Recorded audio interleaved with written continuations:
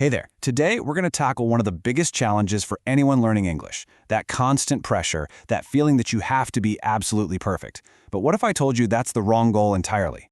So let's just start with a question I know you've asked, because I've asked it too. Why on earth does English spelling and pronunciation feel so random sometimes? It's a frustration every single learner runs into, and you know what? It's a totally fair question. And this right here is the perfect example. Just look at these 5 words. They all end with the exact same letters, oof, but listen to them. Tough, though, through, bow, and cough. That is 5 totally different sounds from the same 4 letters. It's no wonder it feels like chaos. But believe it or not, there's a way to decode this madness. All right, so let's get into it. Let's start building the foundation we need to finally crack this sound code. And here's the real heart of the issue. The source material for this explainer points out something huge. The problem isn't you, it's the alphabet. The normal A to Z we all learn just doesn't have enough characters for all the different sounds we actually make when we speak English. So we need a better tool for the job, and that's where the phonetic alphabet comes in. Think of it like a new set of letters, but this time the rules are simple. One symbol always equals one sound, every single time. It's how we bring order to all that chaos. And here it is. This chart is basically your secret decoder ring for English pronunciation.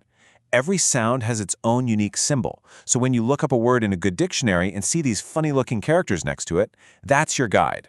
Once you learn to read this map, you'll never have to guess how to say a word again. Okay, but getting the sounds right, that's really just one piece of the puzzle. What about all the grammar rules? Let's take a look at some of the mistakes that trip up pretty much everyone, even really advanced students. In fact, the book we're looking at today, Mihael Swan's Practical English Usage, actually lists over 130 of these super common mistakes. Now listen, that number is not meant to intimidate you, it's meant to show you that you are not alone. We're all in this together. Let's run through a few examples. Here's a classic one. You can't say, I have seen, when you're talking about a specific finished time like yesterday. The moment you say yesterday, you have to use the simple past. I saw. Or how about this one? It's all about one tiny little preposition. The verb listen always needs to before you say who or what is being listened to. She never listens to me. It seems so small, but it's a super common slip-up.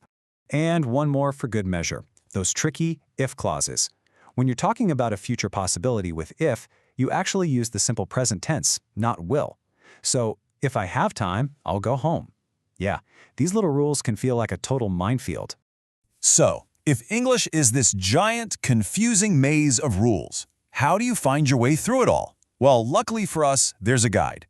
The source itself really says it best. This book isn't a textbook you're supposed to read from cover to cover. It's a guide. It's designed to solve specific problems, and it covers over 600 points that are known to cause trouble for learners. You just look up the problem you're having, and you get a clear answer. And I mean, look at the scope here. It's not just grammar. It tackles confusing vocabulary, it explains the difference between formal and informal language, and it even gets into the details of British versus American English. It's basically the ultimate learner's toolkit. But all of this, all the rules, all the phonetics, it's all building up to the single most important point. What is the real goal here? Why are you even learning this language in the first place? This is the core message, and it comes straight from the author. Let me just say it again. Grammar is not the most important thing in the world.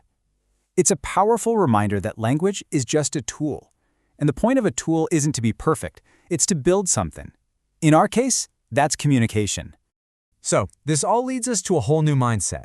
The mission isn't to get rid of every single little mistake. It's to focus on avoiding the serious ones, the ones that actually stop people from understanding you. You shouldn't be obsessed with being totally correct. The real prize is clear, effective communication, and you absolutely do not need to be perfect to achieve that. And that is the big idea I want to leave you with. What if you just shifted your focus a little bit? What if, starting today, you decided the goal isn't to sound like a flawless native speaker, but simply to connect with people, to share your ideas, and to be understood? Because when you think about it, that changes everything, doesn't it?